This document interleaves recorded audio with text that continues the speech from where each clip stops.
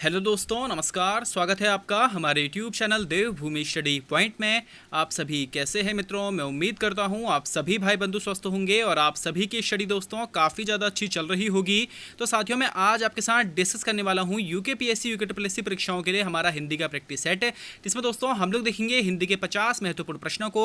तो साथियों, आप लोगों ने क्या करना है, वीडियो के अंत तक बने रहना है। सभी प्रश्नों को दोस्तों आप लोगों ने अटेंड करना है और इसमें आपका जो भी स्कोर बनेगा आप लोगों ने मुझे कमेंट बॉक्स में बताना है। वहीं साथियों, अगर आप लोगों ने हिंदी के प्रैक्टिस सेट, जीएस के प्रैक्टिस सेट या फिर दोस्तों उत्तराखंड प्रैक्टिस सेट अगर आप लोगों ने लगाने हैं तो साथियों आपको मेरे चैनल की प्लेलिस्ट पे आसानी से सभी वीडियोस वहां पर उपलब्ध हो जाएंगी, या फिर दोस्तों मैं डिस्क्रिप्शन बॉक्स में भी इन सभी वीडियोस का लिंक शेयर कर दूंगा। आप लोग वहां जाकर के भी इन सभी वीडियोस को चेक कर सकते हैं। आप लोगों का दोस्तों ज्यादा समय ना खराब करते हुए आज की वीडियो को प्रारंभ करते हैं। पहला प्रश्न हमारा, हिंदी किस भाषा परिवार की भाषा है? तो साथियों, हिंदी किस भाषा परिवार की भाषा है आप लोगों ने बताना है। तो दोस्तों इसका बिल्कुल राइट आंसर हो जाएगा ऑप्शन ए।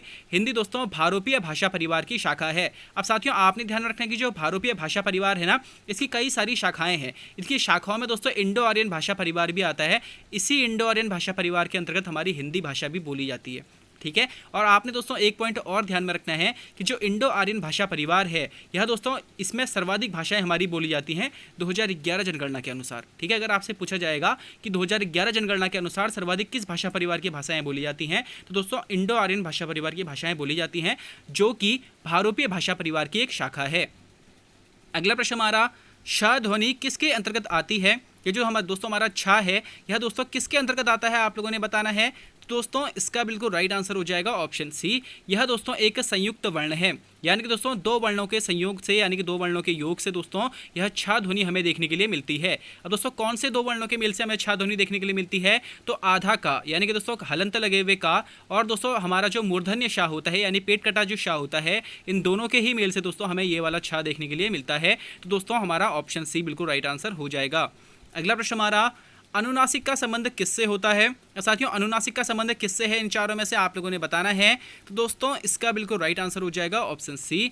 अनुनासिक का संबंध दोस्तों नाक व मुंह दोनों से ही होता है। अब देखिए दोस्तों, अनुनासिक ऐसे वर्ण होते हैं जिनको बोलने में नाक व मुंह दोनों की मदद लगती है, तो वह अनुनासिक वर्ण कहलाते हैं। कौन से होते हैं दोस्तों हमारे अनुनासिक वर्ण?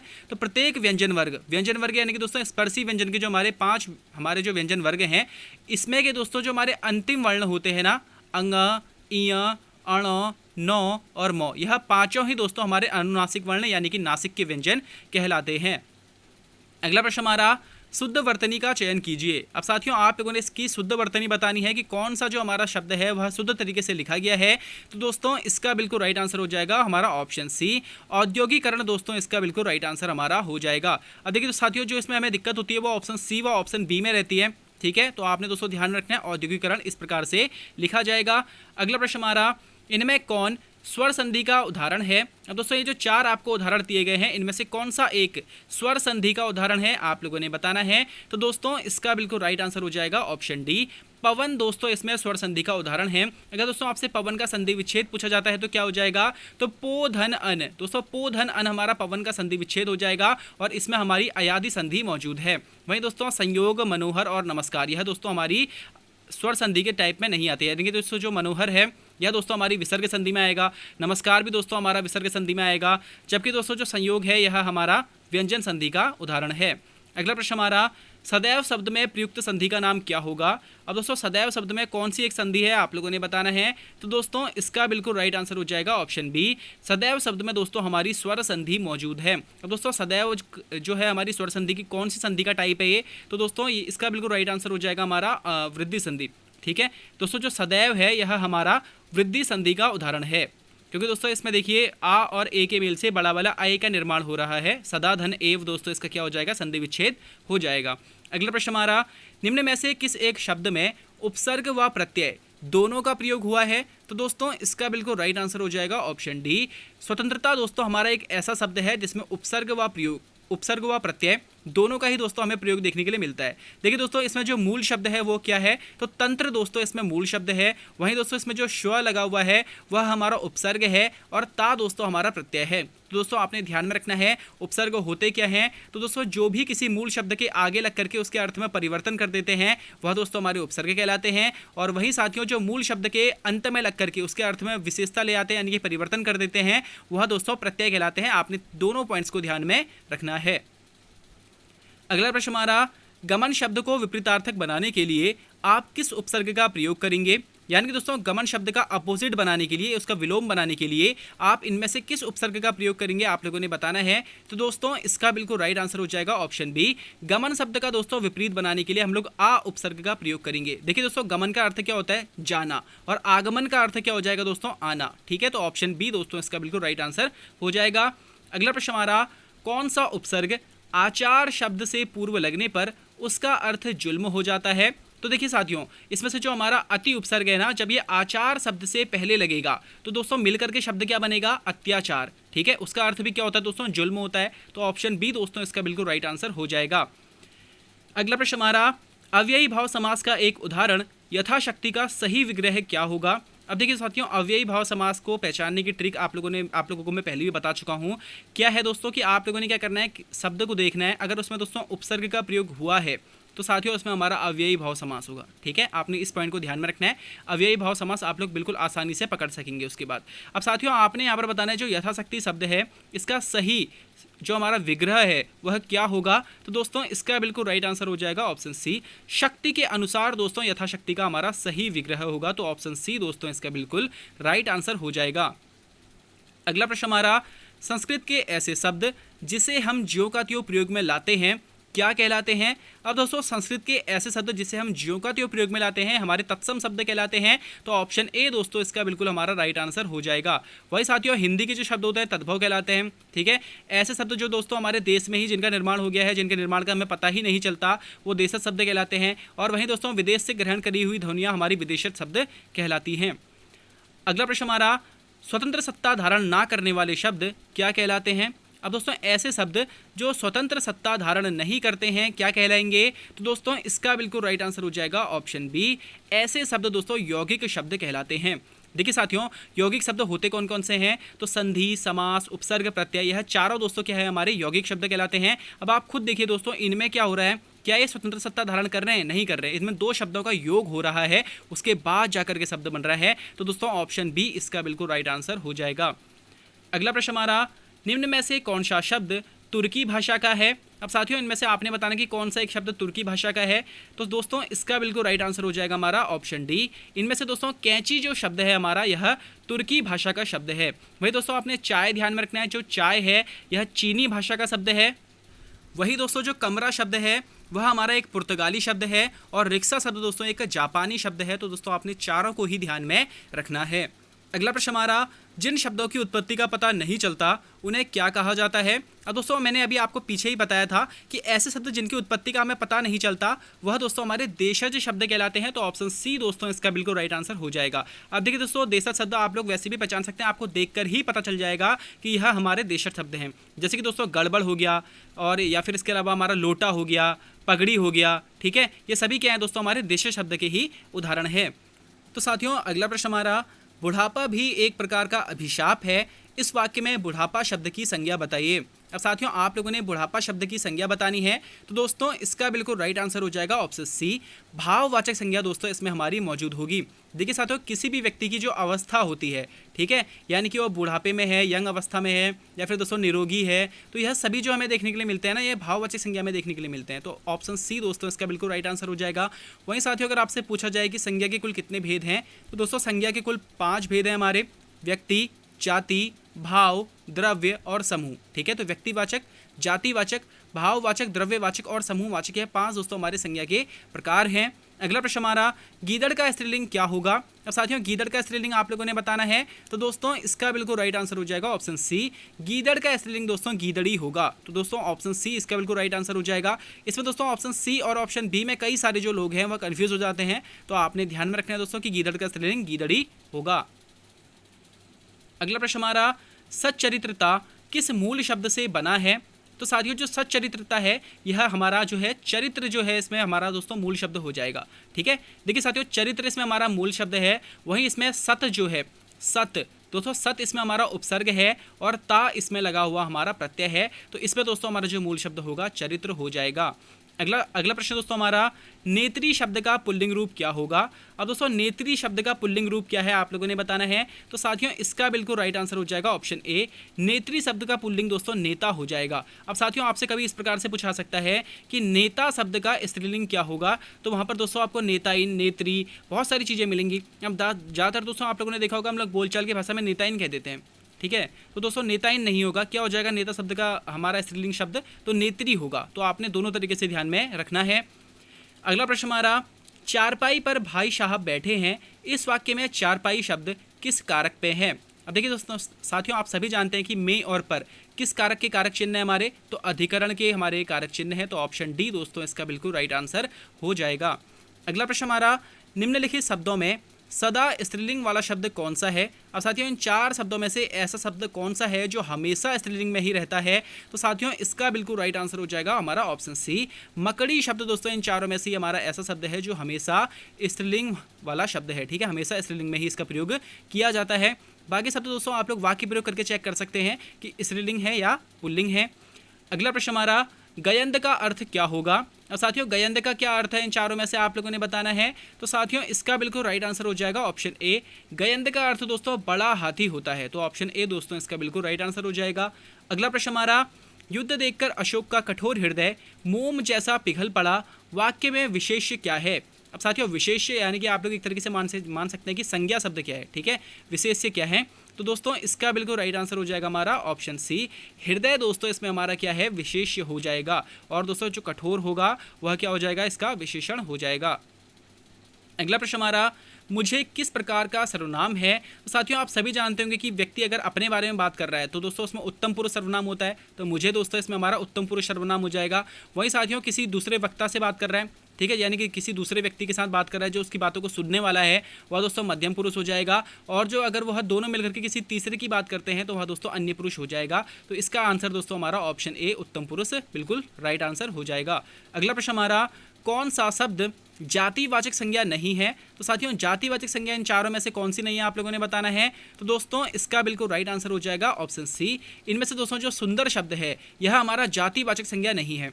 जबकि देखिए दोस्तों जवान शब्द सभी जवानों की जातियों को प्रदर्शित करता है, बालक शब्द दोस्तों सभी बालकों की जाति को प्रदर्शित करता है, और वहीं दोस्तों मनुष्य समस्त मनुष्य जाति को प्रदर्शित करता है। जबकि दोस्तों सुंदर जो शब्द है यह एक भाव है, एक अवस्था है। ठीक है, तो दोस्तों इसमें भाववाचक संज्ञा हमारी हो जाएगी।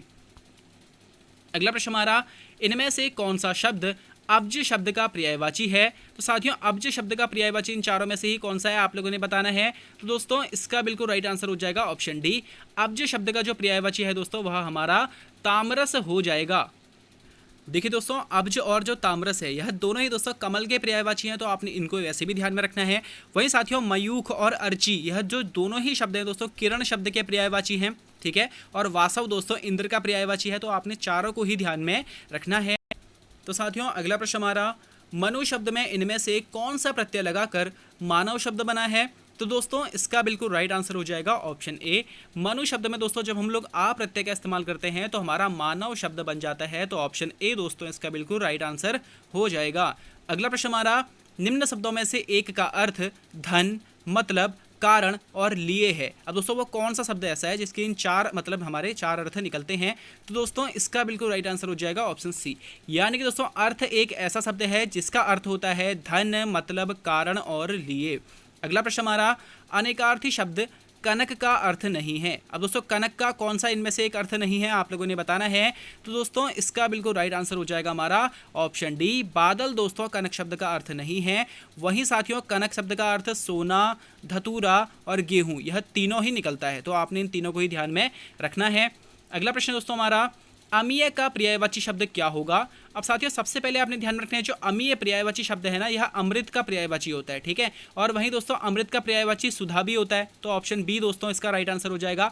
अमीय का पर्यायवाची क्या हो जाएगा दोस्तों, तो सुधा, और यह दोनों ही किसके पर्यायवाची हैं, तो अमृत के यह पर्यायवाची हैं। अगला प्रश्न हमारा भुजंग का पर्यायवाची शब्द क्या होगा? तो देखिए दोस्तों, भुजंग का जो पर्यायवाची है वह हो जाएगा दोस्तों सर्प। तो सर्प दोस्तों भुजंग शब्द का पर्यायवाची है। वहीं आपने ध्यान में रखना है इसके अन्य पर्यायवाची भी अहि, उरग, काकोदर, चक्षुश्रुवा, पन्नग, जीवाग्र, फणी, फणीस, विषधर, भुजंग, यह सभी दोस्तों क्या है हमारे सर्प शब्द के ही पर्यायवाची हैं। अगला प्रश्न हमारा, स्थावर का विलोम शब्द क्या हो जाएगा? साथियों ये प्रश्न काफ़ी ज़्यादा बार हमारे परीक्षा में पूछा गया है। मैंने दोस्तों उत्तराखंड के प्रीवियस ईयर क्वेश्चन पेपर जितने भी अभी तक उठा करके देखे हैं, मुझे 3 से 4 बार दोस्तों ये प्रश्न देखने के लिए मिल चुका है। तो साथियों आपने इसको तैयार करना है कि स्थावर का विलोम शब्द क्या हो जाएगा? तो दोस्तों जंगम। जंगम दोस्तों स्थावर का विलोम शब्द हो जाएगा। तो ऑप्शन डी दोस्तों इसका बिल्कुल राइट आंसर हो जाएगा। अगला प्रश्न हमारा, अभिज्ञ अनभिज्ञ शब्द युग्म का सही अर्थ क्या होगा? अब साथियों अभिज्ञ और अनभिज्ञ इन दोनों ही शब्दों का सही अर्थ क्या है इन 4 युग्मों में से? तो साथियों इसका बिल्कुल राइट आंसर हो जाएगा हमारा ऑप्शन ए। अभिज्ञ का अर्थ होता है दोस्तों जानने वाला और अनभिज्ञ का अर्थ होता है दोस्तों अनजान। तो ऑप्शन ए दोस्तों इसका बिल्कुल राइट आंसर हो जाएगा।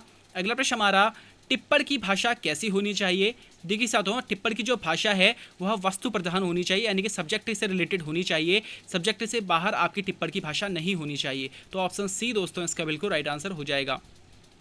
अगला प्रश्न हमारा, निश्चित समय के भीतर पत्र का उत्तर ना प्राप्त होने की दशा में अनुबोधक के रूप में भेजा जाने वाला पत्र क्या कहलाता है? देखिए साथियों जब आपने कोई पत्र भेजा और उस पत्र पर दोस्तों लंबे समय से कोई कार्रवाई नहीं हो रही होती है, तो दोस्तों हम लोग उस पत्र की याद दिलाने के लिए एक अनुस्मारक पत्र भेजते हैं। तो ऑप्शन डी दोस्तों इसका बिल्कुल राइट आंसर हमारा हो जाएगा। अगला प्रश्न हमारा, 2 पर्वतों के बीच की भूमि क्या कहलाती है? तो देखिए साथियों 2 पर्वतों के बीच की भूमि हमारी घाटी कहलाती है। तो ऑप्शन बी दोस्तों इसका बिल्कुल राइट आंसर हो जाएगा। वही अगर आपसे पूछा जाए कि पर्वत की तलहटी यह क्या कहलाती है, तो दोस्तों उपत्यका। पर्वत की तलहटी उपत्यका कहलाती है। तो आपने इसको भी ध्यान में रखना है। अगला प्रश्न हमारा, जब तक वह घर पहुंचा तब तक उसके पिता जा चुके थे। अब साथियों इसमें कौन सा वाक्य है आप लोगों ने बताना है। सरल वाक्य है, संयुक्त वाक्य है या फिर मिश्र वाक्य है? तो दोस्तों इसका बिल्कुल राइट आंसर हो जाएगा हमारा ऑप्शन सी। यह दोस्तों हमारा एक मिश्र वाक्य है। देखिए साथियों इसमें एक उपवाक्य और एक हमारा वाक्य है, ठीक है। तो यह समय देखने के लिए मिलता है दोस्तों मिश्र वाक्य में। वहीं अगर इसमें दोस्तों समुच्चय बोधक शब्द और तथा एवं व अगर हमारे जुड़े होते तो यह दोस्तों हमारा संयुक्त वाक्य भी हो सकता था, ठीक है। लेकिन दोस्तों कैसा वाक्य हमारा एक मिश्र वाक्य है। अगला प्रश्न हमारा, शुद्ध वर्तनी का चयन कीजिए। अब साथियों आप लोगों ने बताना कि कैलाश शब्द इनमें से किस में सही तरीके से लिखा गया है। तो दोस्तों इसका बिल्कुल राइट आंसर हो जाएगा ऑप्शन ए। कैलाश शब्द की दोस्तों शुद्ध वर्तनी हमारे ऑप्शन ए वाली रहती है। तो आपने दोस्तों इसको ध्यान में रखना है। अब कई सारे मेरे भाई बंधु दोस्तों यहाँ पर को थोड़ा सा उग्र हो जाएंगे कि हमने तो हर बार ऑप्शन बी वाला कैलाश देखा है, ठीक है। लेकिन साथियों आप लोगों ने ध्यान में रखना है, आपकी परीक्षा में प्रश्न बन चुका है, ठीक है। और कई सारी बार दोस्तों ये परीक्षा में प्रश्न बना हुआ है। कैलाश शब्द का जो है शुद्ध वर्तनी आपसे पूछी गई है। तो आपने दोस्तों ध्यान में रखना है कि इसमें हमारा दंत्य सा का प्रयोग होगा अंत में, ठीक है। इसमें दोस्तों हमारा तालुशा का प्रयोग नहीं होगा। अगला प्रश्न हमारा, अर्थ के आधार पर निम्न में से कौन एक वाक्य का भेद नहीं है? अब साथियों आप सभी जानते होंगे कि अर्थ के आधार पर वाक्य के हमारे कुल कितने भेद हैं। तो अर्थ के आधार पर दोस्तों वाक्य के हमारे कुल 8 भेद हैं। और इनमें से दोस्तों इच्छावाचक, विस्मयवाचक और निषेधवाचक तो दोस्तों हैं, मगर दोस्तों संयुक्त वाक्य यह दोस्तों हमारे अर्थ के आधार पर वाक्य का एक भेद नहीं है। यह दोस्तों रचना या बनावट के आधार पर हमारा वाक्य का भेद है। देखिए साथियों अर्थ के आधार पर वाक्य के कुल 8 भेद होते हैं और रचना या बनावट के आधार पर वाक्य के कुल 3 भेद होते हैं, सरल वाक्य, संयुक्त वाक्य व मिश्र वाक्य। अगला प्रश्न हमारा, हिंदी में किस विराम चिन्ह का प्रयोग सबसे अधिक होता है? तो देखिए साथियों हिंदी में सबसे ज़्यादा जिस विराम चिन्ह का प्रयोग होता है वह है हमारा पूर्ण विराम। तो ऑप्शन बी दोस्तों इसका बिल्कुल राइट आंसर हो जाएगा। और दोस्तों कामता प्रसाद गुरुजी ने कहा था कि अन्य सभी जितने भी हमारे विराम चिन्ह हैं वह हमने अंग्रेजी भाषा से ग्रहण किए हैं, जबकि पूर्ण विराम दोस्तों हिंदी का अपना है, ठीक है। तो ऑप्शन बी दोस्तों इसका बिल्कुल राइट आंसर हो जाएगा। अब दोस्तों एक परीक्षा में प्रश्न बना था कि पूर्ण विराम के बाद सबसे अधिक किस विराम चिन्ह का प्रयोग होता है? तो तब दोस्तों अल्प विराम यानी कि दोस्तों जो हमारा कॉमा होता है उसका प्रयोग किया जाता है।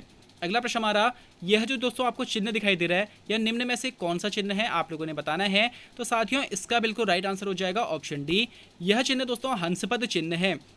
इसी दोस्तों हंसपद चिन्ह को हम लोग त्रुटिबोधक चिन्ह भी कहते हैं, विस्मरण चिन्ह भी कहते हैं, ठीक है। तो आपने दोस्तों तीनों नाम इसके ध्यान में रखने हैं। यह दोस्तों हम लोग कब लगाते हैं? जैसे दोस्तों आप लोगों ने भी देखा होगा कि आप लोग कोई पंक्ति अगर लिख रहे हैं और उसमें दोस्तों आपसे कोई शब्द लिखने से छूट गया है, तो तब दोस्तों हम लोग क्या करते हैं, इस प्रकार का चिन्ह लगाते हैं और उसके ऊपर या फिर नीचे हम लोग क्या करते हैं, उस शब्द को लिख देते हैं। तो यह दोस्तों हमारे किसी पंक्ति में छूटे हुए वाक्य, छूटे हुए शब्द को लिखने के हमारे काम में आता है, हंसपद चिन्ह, त्रुटिबोधक चिन्ह या फिर विस्मरण चिन्ह।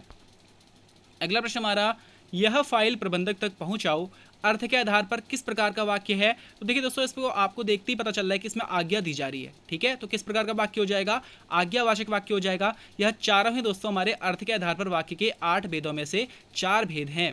अगला प्रश्न हमारा, मुंह का निवाला मुहावरे का अर्थ क्या हो जाएगा। देखिए दोस्तों, मुंह का निवाला जो मुहावरे का अर्थ हो जाएगा वह हो जाएगा हमारा बहुत आसान काम। ठीक है, तो दोस्तों मुंह का निवाला मुहावरे का अर्थ क्या हो जाएगा, बहुत आसान काम। यह तो मेरे मुंह के निवाले जैसा है। ठीक है, यानी कि मुंह में रखने के काम का है, मतलब इतना आसान है कि मेरे मुंह पे ही रखा हुआ है, बस मुझे चबाने की देर है। ठीक है, तो मुंह का निवाला दोस्तों मुहावरे का अर्थ हो जाएगा बहुत आसान काम। अगला प्रश्न हमारा, कोई इर घाट तो कोई बीर घाट।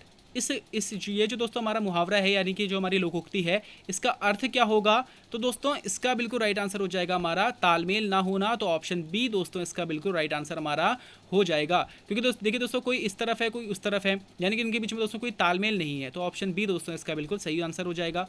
अगला प्रश्न हमारा, अनुज शब्द को स्त्रीवाचक बनाने के लिए आप किस प्रत्यय का प्रयोग करेंगे। तो साथियों, जब हम लोग अनुज शब्द को स्त्रीवाचक बनाने का प्रयोग करते हैं तो इसमें दोस्तों हम लोग क्या करेंगे, आ प्रत्यय का इस्तेमाल करेंगे और इससे हमारा शब्द बनेगा अनुजा। ठीक है, और इस प्रकार से अनुज का स्त्रीलिंग हम लोग बना सकते हैं। अगला प्रश्न हमारा, क, ग, ज और फ ध्वनियाँ किसकी हैं। देखिए दोस्तों, ये जो 4 ध्वनियाँ है ना, यह हमारी अरबी फारसी ध्वनियाँ हैं। तो ऑप्शन बी दोस्तों इसका बिल्कुल राइट आंसर हो जाएगा। अब साथियों, कागा जाफा वैसे तो अरबी नहीं है, लेकिन दोस्तों आप लोग देखेंगे इसके नीचे क्या लगा हुआ है, नुक्ता लगा हुआ है। ठीक है, तो ये जो ध्वनियाँ हैं दोस्तों, यह तब हमारी अरबी फारसी ध्वनियाँ हो जाती हैं, विदेश से ग्रहित ध्वनियाँ हो जाती हैं। अगला प्रश्न हमारा, प्रयत्न के आधार पर लौ किस प्रकार की ध्वनि है। अब साथियों, जो लौ ध्वनि है यह किस प्रकार की, इन चारों ऑप्शन में से आप लोगों ने बताना है। तो साथियों इसका बिल्कुल राइट आंसर हो जाएगा ऑप्शन ए। जो ला ध्वनि है दोस्तों हमारा, यह एक पार्श्विक वर्ण है। वहीं साथियों आपने ध्यान रखना है रा के बारे में। देखिए दोस्तों, जो हमारा रा वर्ण होता है ना, वह हमारा लुंठित या फिर प्रकंपित वर्ण होता है। ठीक है, उसको हम लोग लुंठित वर्ण या फिर प्रकंपित वर्ण कहते हैं, जबकि दोस्तों ला को हम लोग पार्श्विक वर्ण कहते हैं। आपने दोस्तों दोनों को ही ध्यान में रखना है।